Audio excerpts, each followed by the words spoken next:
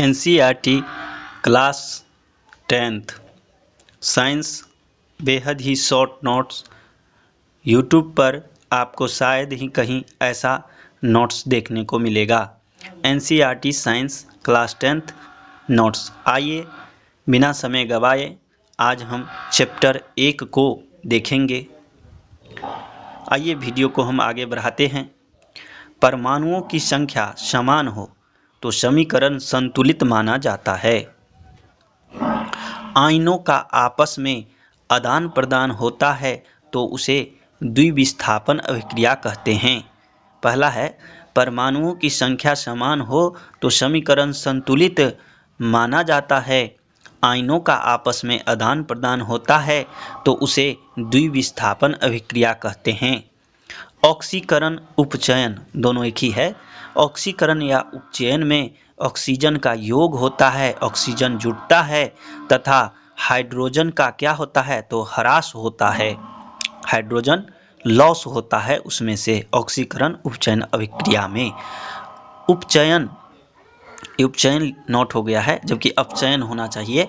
अपचयन या अवकरण अभिक्रिया जो है उसमें ऑक्सीजन का ह्रास होता है तथा हाइड्रोजन का योग होता है, हाइड्रोजन जुटता है, ऑक्सीजन का लॉस होता है। उस अभिक्रिया को अपचयन या अवकरण अभिक्रिया कहेंगे। संगमरमर जिसे CaCO3 के नाम से जाना जाता है उसे ही चूना पत्थर भी कहते हैं। संगमरमर या चूना पत्थर CaCO3। आइए BPSC टायर 3 री एग्जाम में पूछा गया था कि बिना बुझा हुआ चूना तो CaO, बुझा हुआ चूना तो CaOH का होल ट्वाइस, बुझा हुआ चूना CaOH का होल ट्वाइस। अभी आप NCERT में कोई भी फैक्ट देखेंगे तो लगेगा कि चलो ये नहीं पूछेगा, नेक्स्ट देखते हैं, लेकिन हर एक पॉइंट बेहद ही महत्वपूर्ण है। जैसे इस बार पूछ लिया गया था कि बिना बुझा हुआ चूना CaO होता है। बुझा हुआ चूना का सूत्र, बिना बुझा हुआ चूना का फॉर्मूला, केमिकल फार्मूला था, पूछ लिया गया इस बार, CaO होता है। श्वसन एक क्या है तो श्वसन एक ऊष्माक्षेपी अभिक्रिया है। शाक सब्जियों वनस्पति द्रव का विघटन होकर कंपोस्ट बनना, शाक सब्जियों या वनस्पति द्रव का विघटन होकर के कंपोस्ट बनना क्या है तो ऊष्माक्षेपी अभिक्रिया है। चिप्स के पैकेट में ऑक्सीजन को हटाकर नाइट्रोजन गैस भर दिया जाता है ताकि चिप्स लंबे समय तक खराब न हो। चिप्स के पैकेट जो होता है उसमें से ऑक्सीजन हटा लिया जाता है और नाइट्रोजन गैस भर दिया जाता है।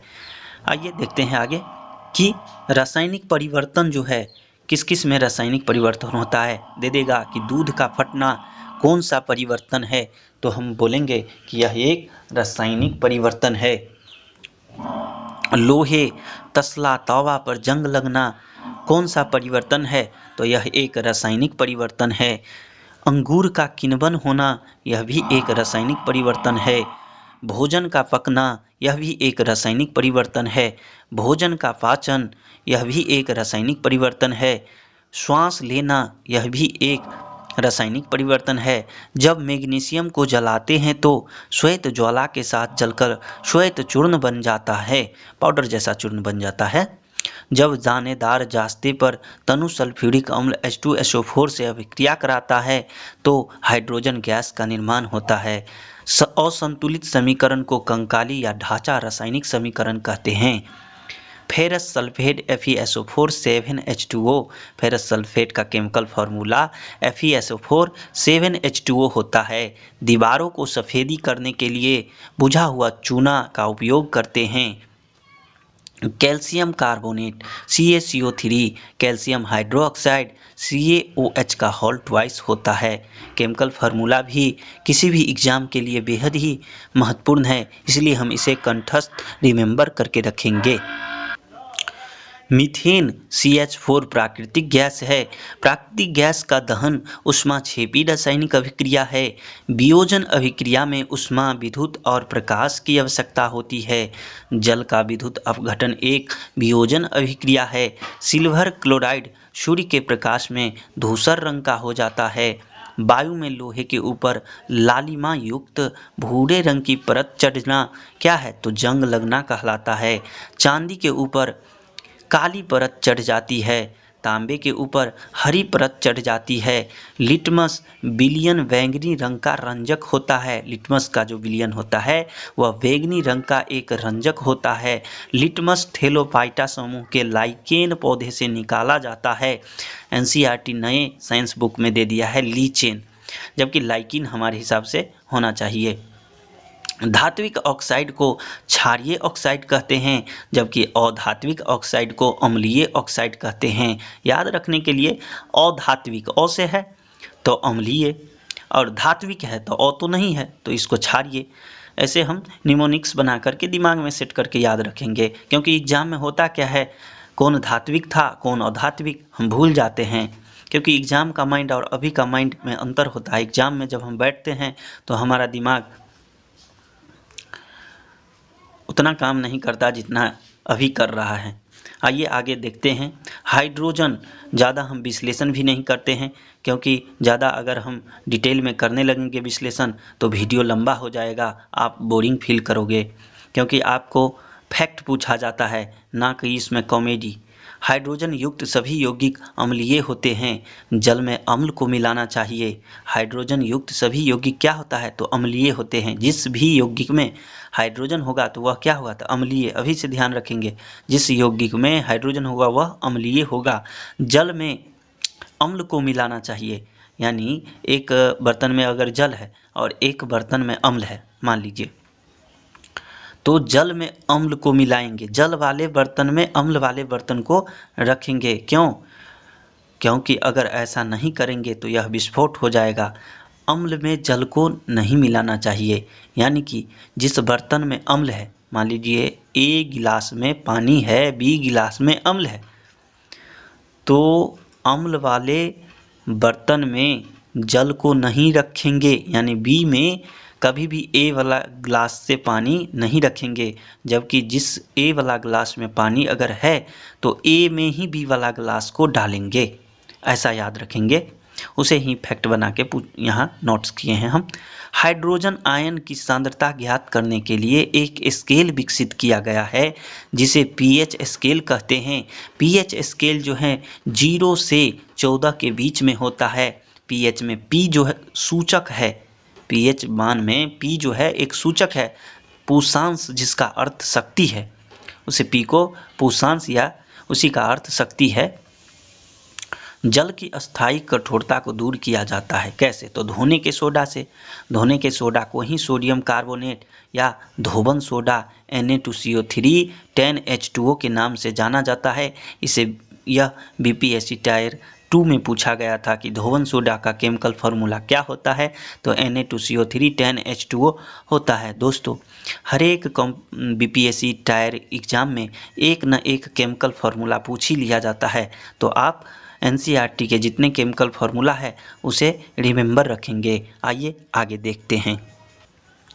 आगे है कि पूर्ण रासायनिक समीकरण क्या है, तो यह अभिकारक उत्पाद एवं प्रतीकात्मक रूप से उनकी भौतिक अवस्था को प्रदर्शित करता है। क्वेश्चन में ऐसे रहेगा कि अभिकारक उत्पाद एवं प्रतीकात्मक रूप से उनकी भौतिक अवस्था को प्रदर्शित करता है, क्या कहलाता है? तो यह पूर्ण रासायनिक समीकरण कहलाता है। कैसे पूर्ण हो जाता है? तो दोनों ओर रासायनिक अभिक्रिया में भाग लेने वाले परमाणुओं की संख्या समान हो, समीकरण संतुलित माना जाता है या माना जाएगा। संयोजन अभिक्रिया क्या है? ऐसे अभिक्रिया जिसमें दो या दो से अधिक पदार्थ मिल करके एक नया पदार्थ बनाते हैं, संयोजन अभिक्रिया कहलाती है। संयोजन मतलब दो को मिल करके एक ही दो के संयोग से एक पदार्थ बनता है, उसे संयोजन अभिक्रिया कहते हैं। ज्वाइंट जैसे होता है, दो है और एक हो जाता है, उसे ही संयोजन अभिक्रिया कहते हैं। ये शायद बीपीएससी टायर 2 में पूछा गया था। आइए आगे देखते हैं। वियोजन या अपघटन अभिक्रिया क्या है? तो वियोजन या अपघटन अभिक्रिया, वियोजन अभिक्रिया में एकल पदार्थ वियोजित होकर के दो या दो से अधिक पदार्थ देता है, वियोजन अभिक्रिया कहलाता है। वियोजन अभिक्रिया संयोजन अभिक्रिया के विपरीत होता है। विपरीत कैसे नहीं होगा? देखिए, संयोजन में जुटता है और एक बन जाता है, वियोजन में एक से दो बन जाता है, तो यह संयोजन का विपरीत हुआ, अपोजिट हुआ। ऊष्माक्षेपी अभिक्रिया क्या है? ऊष्माक्षेपी अभिक्रिया जिन अभिक्रियाओं में उत्पाद के साथ ऊष्मा का भी उत्सर्जन होता है ऊष्माक्षेपी अभिक्रिया कहलाती है। नाम से ही स्पष्ट है कि ऊष्माक्षेपी जो ऊष्मा देता है अपने उत्पाद के साथ साथ उसे ही ऊष्माक्षेपी अभिक्रिया कहते हैं। किसी भी रासायनिक अभिक्रिया में द्रव्यमान का ना तो निर्माण होता है ना तो विनाश होता है। संतुलित रासायनिक समीकरण में ऐसे फैक्ट को कहा गया है कि किसी भी रासायनिक अभिक्रिया में ना तो द्रव्यमान का ना तो निर्माण होता है और ना ही विनाश होता है। ऊष्माक्षेपी अभिक्रिया जिन अभिक्रियाओं में ऊष्मा का अवशोषण होता है उन्हें ऊष्माशोषी अभिक्रिया कहते हैं। ऊष्माक्षेपी कहा गया था, ऊष्माशोषी अभिक्रिया है ये। जिन अभिक्रियाओं में ऊष्मा का अवशोषण होता है उन्हें ऊष्माशोषी अभिक्रिया कहते हैं। ऊष्माशोषी मतलब किसी चीज़ को शोषित करता है, तो क्या ऊष्मा शोषी है, तो ऊष्मा को शोषित करता है, अवशोषण करता है, उसे ही ऊष्मा शोषी अभिक्रिया कहते हैं। विस्थापन अभिक्रिया जब कोई एक तत्व दूसरे तत्व को उसके यौगिक से विस्थापित कर देता है, नाम से ही स्पष्ट है, यौगिक को विस्थापित कर देता है, विस्थापन अभिक्रिया कहलाती है। द्विविस्थापन अभिक्रिया द्विविस्थापन अभिक्रिया में दो अलग अलग परमाणु या परमाणुओं के समूह आयन का आपस में आदान प्रदान होता है, द्विविस्थापन अभिक्रिया कहलाता है। अब कैसे न याद रहेगा, क्योंकि द्विविस्थापन अभिक्रिया है, आयनों का आपस में आदान प्रदान होता है, आदान प्रदान होता है द्विविस्थापन अभिक्रिया। इसे ही याद रखेंगे जब ये कहीं क्वेश्चन में देखें कि आयनों का आदान प्रदान होता है आपस में, तो द्विविस्थापन अभिक्रिया। आइए आगे देखते हैं। अभिक्रिया में पदार्थ से ऑक्सीजन या हाइड्रोजन का योग अथवा हानि भी होता है, ह्रास होता है। अभिक्रिया में पदार्थों से ऑक्सीजन या हाइड्रोजन का योग अथवा ह्रास भी होता है। कभी कभी स्टेटमेंट देख के क्वेश्चन पूछ लेता है, इसलिए हम ध्यान में रखेंगे कि अभिक्रिया में पदार्थों से ऑक्सीजन का या हाइड्रोजन का योग अथवा ह्रास भी होता है। कभी ऑक्सीजन का योग हो जाता है तो हाइड्रोजन का ह्रास, हाइड्रोजन का योग होता है तो ऑक्सीजन का ह्रास हो जाता है। इसे हम फैक्ट को याद रखेंगे। ऑक्सीकरण या उपचयन पीछे हम देखे भी थे, एक बार और चर्चा कर लेते हैं। ऑक्सीजन का योग या हाइड्रोजन का ह्रास ऑक्सीकरण या उपचयन अभिक्रिया कहलाती है। आगे देखते हैं।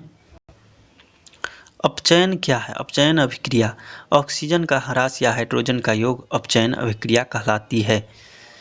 जब ऑक्सीजन की उपस्थिति में मैग्नीशियम रिबन का दहन होता है तब यह मैग्नीशियम ऑक्साइड में परिवर्तित हो जाता है। मैग्नीशियम प्लस ऑक्सीजन यानी मैग्नीशियम में जब ऑक्सीजन का जुड़ाव होता है तो मैग्नीशियम ऑक्साइड बनता है, Mg+O MgO मैग्नीशियम ऑक्साइड। संतुलित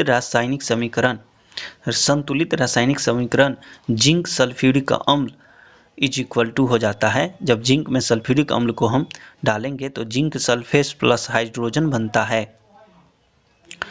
Zn plus H2SO4 ZnSO4 plus H2। असंतुलित रासायनिक समीकरण क्या है? Unbalanced chemical equation Fe plus H2O Fe3O4 plus H2 बनाता है। बैलेंस केमिकल इक्वेशन, इसको कैसे बैलेंस करेंगे तो 3Fe plus 4H2O Fe3O4 plus 4H2O balanced chemical equation इस प्रकार आप देख लीजिए। देखिए क्या है, Fe प्लस H2O Fe3O मतलब F एक है और ऑक्सीजन भी एक है, तो यहाँ ऑक्सीजन और ये अनबैलेंस है, ऊपर जो दिखाया गया है वो अनबैलेंस है, उसे ही बैलेंस करके नीचे दर्शाया गया है। आइए नेक्स्ट को अब हम देखेंगे कि बिना बुझा हुआ चूना है, उस पर जब जल डालते हैं, मतलब बिना बुझा हुआ चूना में जब हम जल मिलाते हैं तो क्या बनता है, तो बुझा हुआ चूना प्लस उष्मा। केमिकल फार्मूला से जानेंगे, CaO जिसे बिना बुझा हुआ चूना कहते हैं, प्लस H2O जल मिल करके CaOH का होल ट्वाइस जिसे बुझा हुआ चूना कहते हैं प्लस उष्मा देता है। आगे है कैल्शियम ऑक्साइड तथा जल मिलकर एकल उत्पाद कैल्शियम हाइड्रोक्साइड बनाते हैं। ऐसे अभिक्रिया जिसमें दो या दो से अधिक अभिकारक मिलकर के एकल उत्पाद का निर्माण करते हैं उसे ही संयोजन अभिक्रिया कहते हैं। पीछे हम देखे थे कि संयोजन अभिक्रिया किसे कहते हैं, दो या दो से अधिक मिलकर के जब एकल उत्पाद बनाता है उसे ही संयोजन अभिक्रिया कहते हैं। उसी बात को यहाँ भी लिखा गया है। श्वसन एक क्या है तो ऊष्माक्षेपी अभिक्रिया है, पीछे भी हम देखे थे। पाचन क्रिया के समय खाद्य पदार्थ छोटे छोटे टुकड़ों में टूट जाते हैं, जैसे चावल, आलू, ब्रेड में कार्बोहाइड्रेट होता है। इन कार्बोहाइड्रेट को टूटने से ग्लूकोज प्राप्त होता है। ग्लूकोज हमारे शरीर की कोशिकाओं में उपस्थित ऑक्सीजन से मिलकर के हमें ऊर्जा प्रदान करती है। इस अभिक्रिया का विशेष नाम श्वसन है। तो श्वसन क्या है आप समझ गए होंगे। आइए नेक्स्ट को देखते हैं। शाक सब्जियों या वनस्पति द्रव का विघटन होकर कंपोस्ट बनाना भी ऊष्माक्षेपी अभिक्रिया है का उदाहरण है। पीछे भी हम देखे थे। आइए आगे देखते हैं क्या है आगे है कि संक्षारण क्या है। तो जब कोई धातु अपने आसपास अम्ल, आर्द्रता आदि के संपर्क में आती है तब ये संक्षारित होती है। इस प्रक्रिया को संक्षारण कहते हैं। उदाहरण पर चांदी के ऊपर काली परत व तांबे के ऊपर हरी परत चढ़ना संक्षारण के उदाहरण है। विकृत गंधिता क्या है। विकृत गंधिता उपचयित होने पर तेल एवं वसा विकृत हो जाते हैं तथा उनके स्वाद एवं गंध बदल जाते हैं, से ही विकृत गंधिता कहते हैं। तेलीय तथा वसायुक्त खाद्य सामग्रियों में उपचयन रोकने वाले पदार्थ प्रतिऑक्सीकारक मिलाए जाते हैं, एंटीऑक्सीडेंट जिसे कहते हैं। वायुरोधी बर्तन में खाद्य सामग्री रखने से उपचयन की गति धीमी हो जाती है।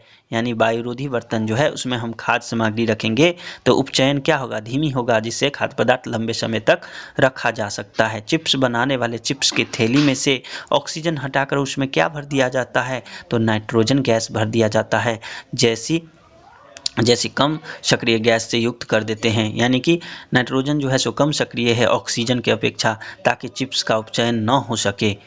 ये एनसीईआरटी अध्याय 1 का क्लास 10th साइंस का नोट है। बेहद ही हेल्पफुल होगा। किसी भी एग्जामिनेशन, बोर्ड एग्जामिनेशन हो या कॉम्पिटिटिव एग्जामिनेशन, आप लोग वीडियो को देखें, लाइक करें, शेयर करें, सब्सक्राइब करें। धन्यवाद।